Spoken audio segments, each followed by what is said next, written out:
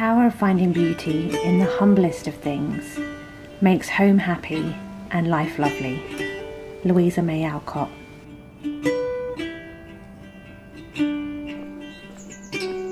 With the swift arrival of autumn skies, the first fire has been lit. Scented candles are a constant, and morning walks a sun-speckled amber deliciousness. There's something in the air this time of year. Magic seems possible. The prospect of something unexpected. And mundane moments are charged with joy. It is now that I am always reminded that even the most simple acts, when appreciated and savoured, can make you feel like you live in a movie.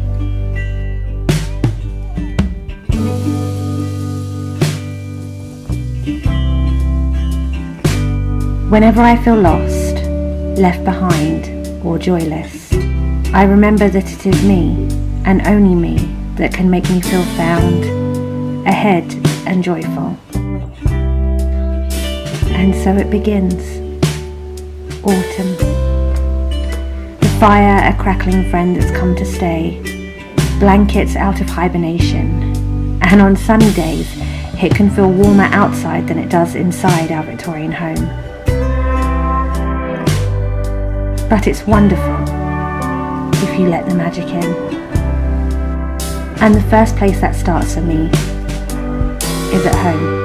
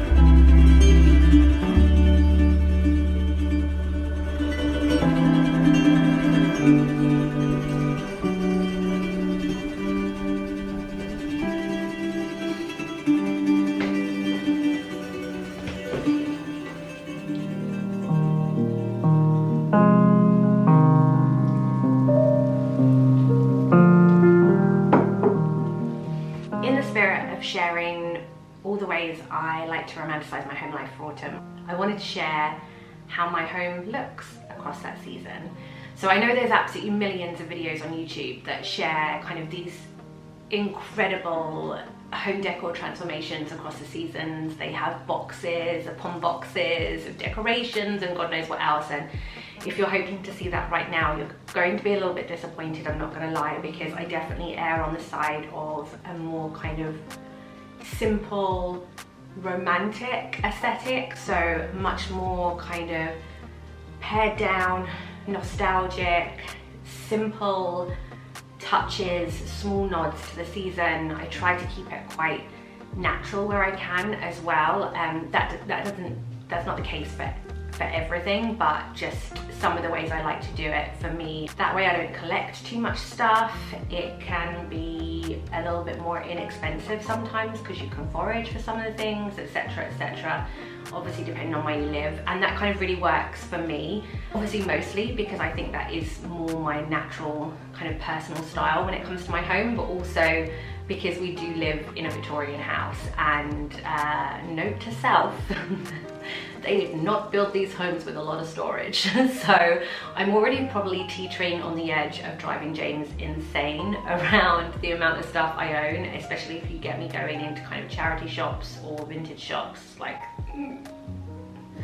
but I'm set in my hallway right now, if you hadn't quite gathered from this aesthetic, and I actually thought that this was the perfect location within my home to demonstrate exactly what I mean and kind of the seasonal changes that I make in my home for autumn. Now I think that the autumn season runs from kind of September, October and November, so apart from a smattering of Halloween decorations where I do go a little bit more to town with that in October itself, it's very much this kind of pared down aesthetic that you see next to me here. So I have these stairs dressed, for want of a better word, all throughout the year, and I switch out what I put here depending on the season.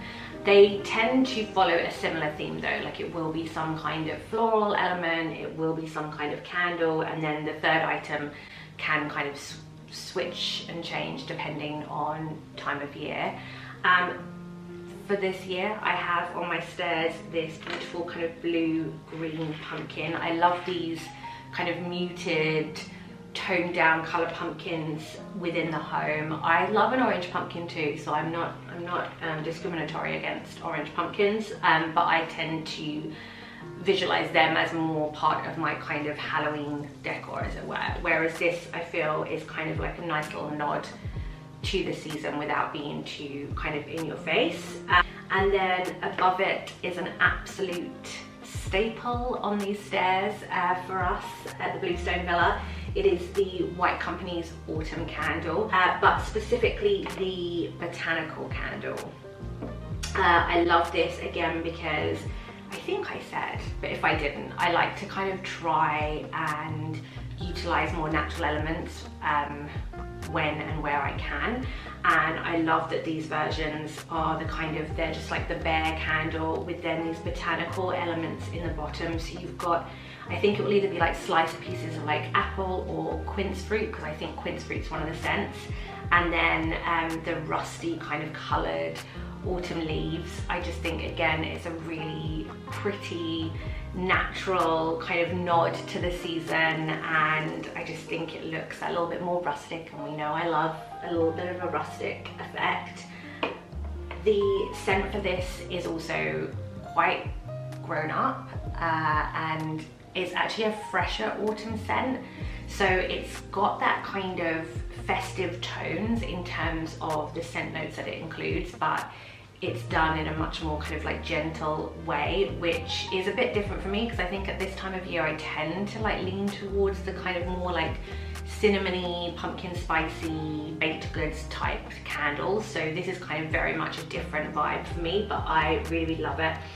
I'm going to annihilate this because I can't remember exactly the scent, but the autumn scent I think is, I'm pretty sure it's quince fruit, I think pear as well. And forgive me, but I can't remember. I think there's like a third note, but yeah, I really, really love this. And this is definitely one of the more expensive items that I splashed out on this year. So this was £32. So not as cheap as just picking something up off the ground, but nonetheless, it still kind of lends itself to that look and feel. I love having this on, whether it's during the day or whether it's in the evening, and it's just, yeah, a really gentle note and nod to the autumn season. Some may say living dangerously, and you know, what could be scarier this Halloween than setting your house alight with this candle, but we've so far been very, very careful with it. And then above it is my pumpkin vase. It's actually not a pumpkin, but it always really reminds me of it. I bought it this time last year from H&M Home. I think it's just a happy accident that it looks like a pumpkin. I don't think actually it is anything to do with this time of year. I usually use this kind of in other places like our bedroom or what have you, but I brought it down the stairs for this reason. I love the shape of it, it's so much fun.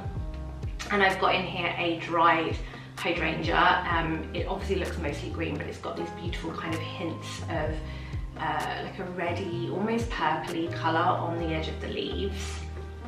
I actually bought those hydrangeas fresh from a beautiful florist in Tunbridge Wells, if you're ever here, called The Cove, or Cove maybe.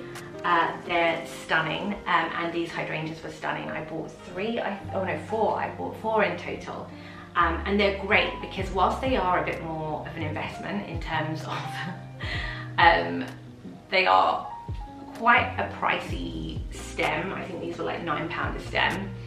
Well, they last for ages fresh, so they'll last a good few weeks fresh if you keep kind of like the water fresh and what have you. But then you can dry them out, and that's what I do every season. So that's why I say they're a bit of they're like, whilst they are a bit of an investment, they are an investment because I dry them out and then I'll use them as I am now, kind of in individual vases around the home. And then once we move into the winter season, I'll utilize them again for something else. So some of them I may still use in the same capacity. Others I may pull together and create some kind of winter or Christmas decoration. Maybe they might become part of my garland over my fireplace or something like that.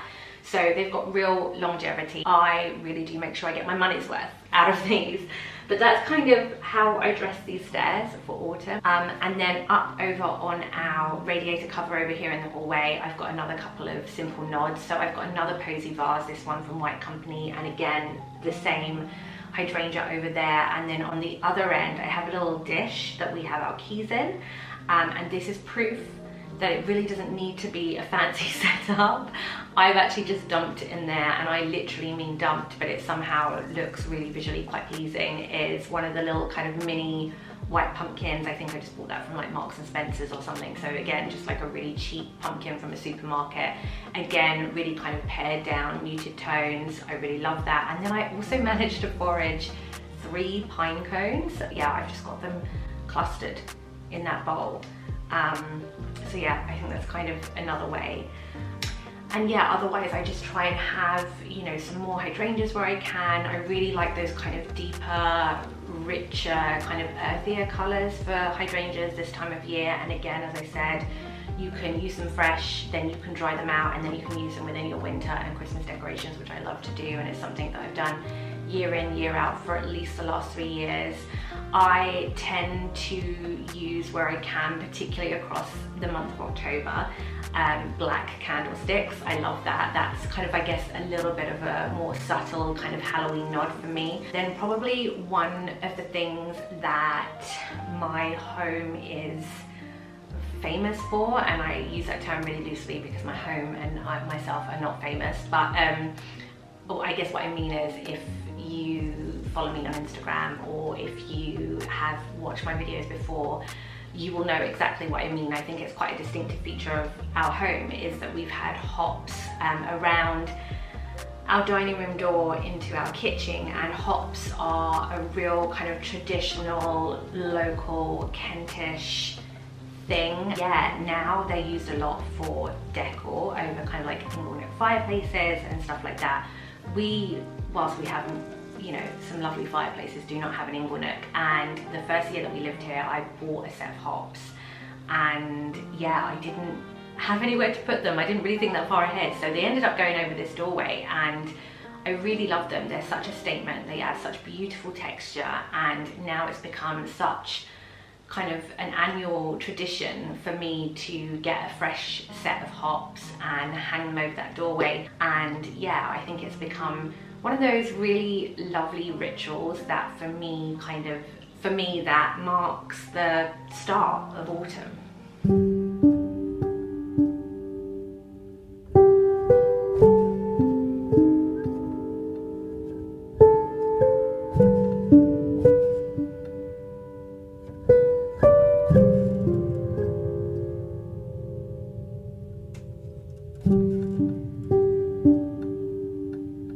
Traditions and rituals are present in all of our lives, whether we realise it or not. I find that autumn marks the start of small moments that we repeat year in, year out, all the way until Easter. I get lost in the nostalgia and memories of these from years past. Some we anticipate like children at Christmas, others go completely unnoticed.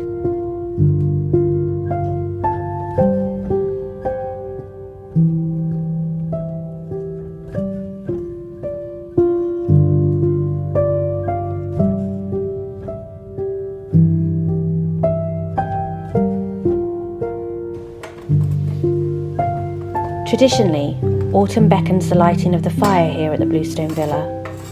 Firstly for ambiance, and then, as the air begins to chill, for warmth. The lighting of our fire is one of those practically invisible rituals. Clearing the grate of the ash from the night before, stacking the logs in the basket, adding the firelighter and the kindling to the grate, light and watch.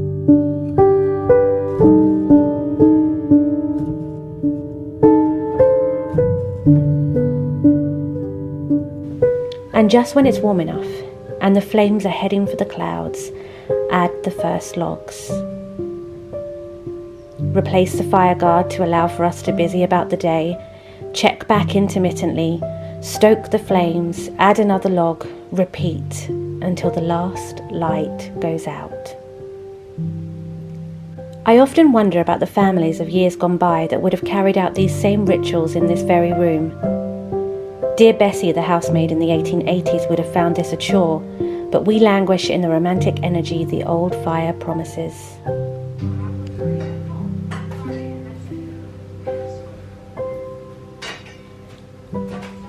And if not a fire, a candle, or 2 or 3 are lit.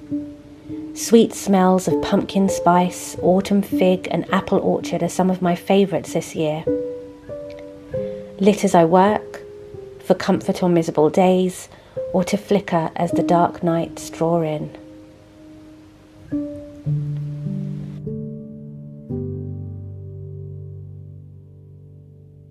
And while the days of sunshine, crisp air and spectacular autumn leaves are when I think I'm at my happiest, as the sun rays and shadows dance against these dark Victorian walls.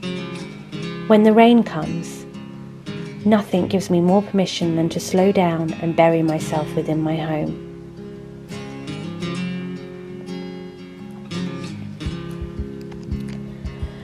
I've found it hard to get back into reading since the pandemic, but when I do, I love it. Getting lost in another world, making imaginary friends with the characters. I like to add a touch of Cosy on Sundays, as the fire has roared on for hours. Sometimes I'll curl up closely by it. Tea in hand, book in the other, flames dancing beside me. I have always been fascinated by the Salem witch trials, played Elizabeth Proctor in my school play, and visited Salem many moons ago in what feels like another lifetime. So, very aptly for this time of year, I am finally reading The Hour of the Witch by Chris Bojalian. It tells the story of Mary Deerfield in the New World, or Boston, Massachusetts as it would be known by you and I. In a world where neighbours constantly watch for signs of the devil, Mary soon becomes the object of suspicion. Once tainted objects are discovered in her garden and a boy she has treated with herbs dies, Mary must fight to escape the gallows. And as Halloween approaches, I turn to the atmospheric, the haunting season. Ghostly tales for long winter nights. I can't lie, I bought this last year mostly for decor purposes, but plan to read them just as they were intended. On long, wintry autumn nights. Halloween brings with it some of its own traditions. Growing up in the UK in the 90s meant we often adorned black bin bags for witches' costumes, terribly rigid plastic witches' hats with green hair protruding from its sides, and there wasn't a decoration in sight, apart from perhaps the trusted carved pumpkin.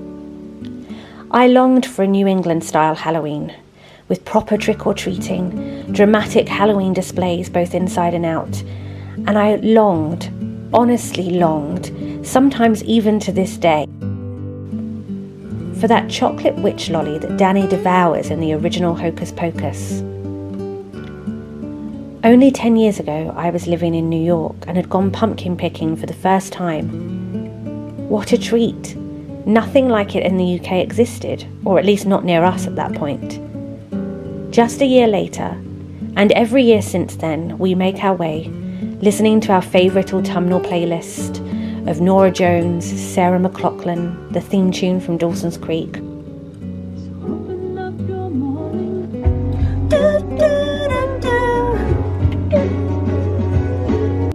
Off out to pick our displays of pumpkins, beginning to curate our whimsical ideas in our head as we go in search of the perfect gourds.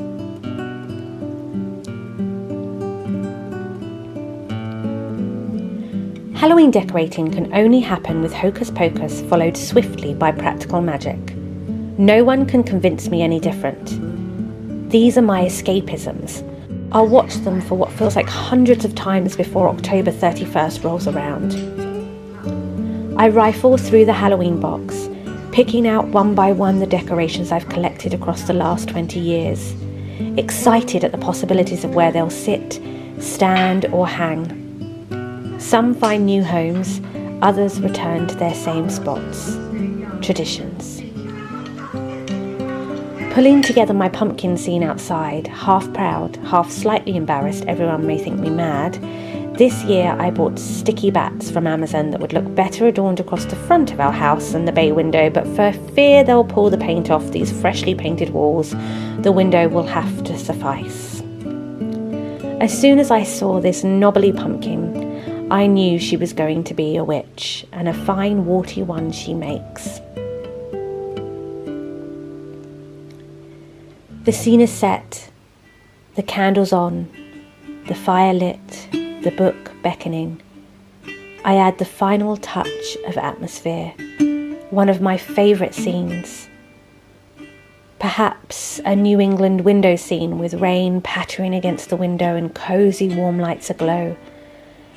Or perhaps I might want a witch's workshop with black cats and magical herbs lit by the lightning. Or maybe I'll visit Old Salem for a night. These are the perfect cosy scenes that can be found just by searching autumn ambience on YouTube. I'll link my favourites for this time of year below.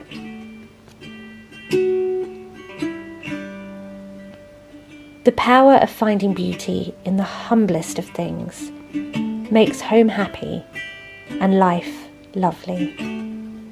Thank you for visiting the Bluestone Villa, my Victorian home. I hope you'll come again soon.